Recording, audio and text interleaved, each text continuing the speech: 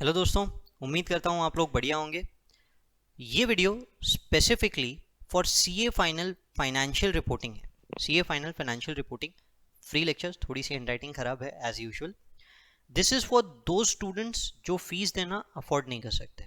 ठीक है, अगर आपके पास लेक्चर्स आप लोगों को पढ़ाई करना है पर आप लोगों के पास पैसे नहीं हैं या किसी भी तरह की कोई भी फाइनेंशियल इश्यूज है या जैसा भी दिक्कत है, आपको मुझे व्हाट्सअप करना है ऑन द नंबर 8600364185, या फिर आपको करना है मुझे ईमेल ca@gmail.com।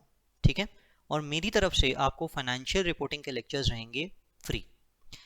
आपको अब सीधी बात है, बेनिफिट अगर दे रहे हैं तो कुछ डॉक्यूमेंटेशन कंसर्न्स हम लोगों के ज़रूर रहेंगे, हमारी टीम की तरफ से ज़रूर रहेंगे। आपको कुछ डॉक्यूमेंट्स साथ में देना पड़ेगा। मैं वो डॉक्यूमेंट्स आप लोगों को यहाँ पे बता देता हूँ। पहला डॉक्यूमेंट जो आप लोगों की तरफ से मुझे लगेगा वो है a letter from principal. Letter from principal, आप जिनके यहाँ आर्टिकलशिप कर रहे हैं उनके एक लेटर लिखवा लीजिए। It will be a request letter जिसमें दिया रहेगा कि please provide the lectures at a concessional price और फ्री प्राइस। उसके ऊपर उनके फर्म का स्टैंप रहना चाहिए। इसके साथ आपको आपका आर्टिकलशिप का जो लेटर है कि आप उन्हीं के अंडर में आर्टिकलशिप कर रहे हैं, ये साथ में अटैच करना है, articleship letter.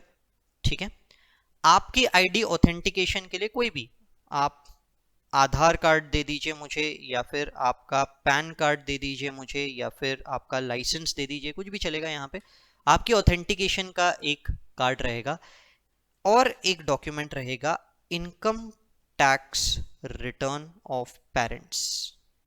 Income tax return of parents, कोई भी एक लास्ट ईयर का जो भी आपका लास्ट फाइल्ड रिटर्न रहेगा वो आपको आपके पेरेंट्स का, दोनों का आपको मुझे सेंड करना होगा।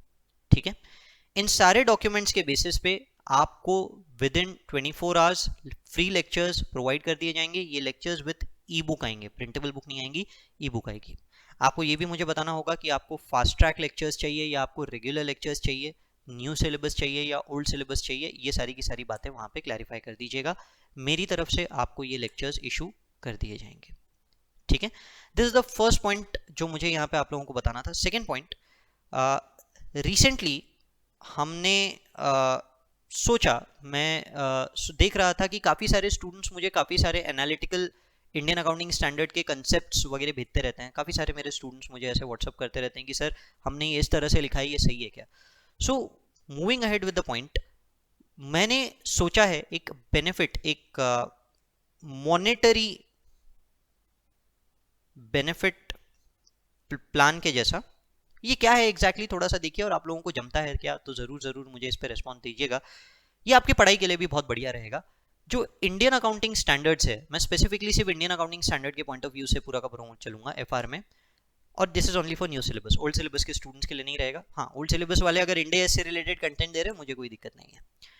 आपको मुझे कोई भी एक इंडियन अकाउंटिंग स्टैंडर्ड जो आपको लगता है कि आप लोगों को जमता है, यानी आपको लगता है कि आप उसके बारे में बहुत अच्छा कंटेंट लिख सकते हैं, उस इंडियन अकाउंटिंग स्टैंडर्ड का content, it can be a summary content और it could be a detailed content. ठीक है, समरी कंटेंट, डिटेल्ड कंटेंट जैसा भी रहेगा, आप वो पूरा का पूरा लिख के दीजिए। मैं और आपको वो वर्ड फाइल में लिख के देना पड़ेगा, यानी ये पूरा का पूरा आपका रिटन टेक्स्ट रहना चाहिए और ये आपको मुझे पूरा वर्ड फाइल पे लिख के देना होगा।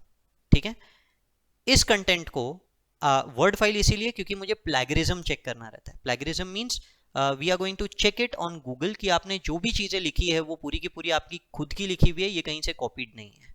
ठीक है, हाँ, कॉपीड कंटेंट हो सकते हैं पैराज, मतलब हमारे इंडियन अकाउंटिंग स्टैंडर्ड के पैराज तो आप नहीं बदल सकते, तो वो तो एज इट इज रहेंगे। तो वो सारे के सारे कंटेंट कॉपीड हो सकता है, बाकी एनालिसिस पूरा का पूरा आपका कंटेंट होना चाहिए। ये आप मुझे वर्ड फाइल में सेंड करेंगे, और वर्ड फाइल में ये सेंड की हुई पूरी की पूरी रिपोर्ट मैं खुद पहले तो स्टडी करूंगा कि वो कितनी करेक्ट है और कितनी अच्छे से लिखी गई है, यानी कि इज इट एक्सप्लेनेबल, क्या पूरा का पूरा स्टूडेंट्स को अच्छे से समझ में आ जा रहा है।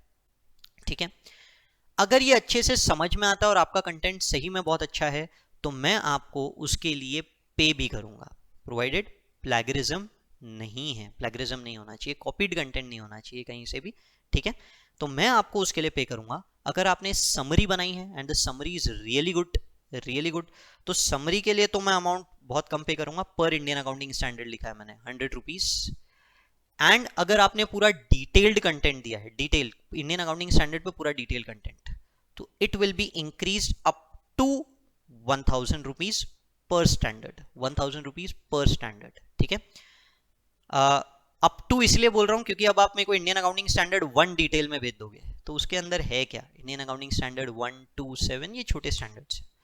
पर वहीं आप Indian accounting standard 32 financial instruments, Indian accounting standard 102, ठीक है, शेयर बेस्ड पेमेंट, इन सब के लिए मेरे को एकदम अच्छे से डिटेल्ड एनालिटिकल पूरा का पूरा भेजते हैं इन योर ओन वर्ड्स। यानी वो पढ़ना, यानी वो ऐसा होना चाहिए कि कोई पढ़ रहा है तो फट से समझ में आ जाता है, तो उसका पेमेंट रहेगा। मोरोवर मेरी बुक में मैं उस कंटेंट को इंक्लूड भी करूंगा और मेरी बुक में आपका नाम भी लिखा जाएगा, ये पेमेंट के साथ साथ आपका नाम भी लिखा जाएगा कि आपने इसके लिए मुझे इस तरह से सपोर्ट प्रोवाइड किया है।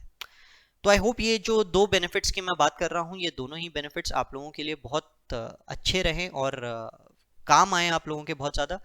Exams are coming near, also all the best for your exams.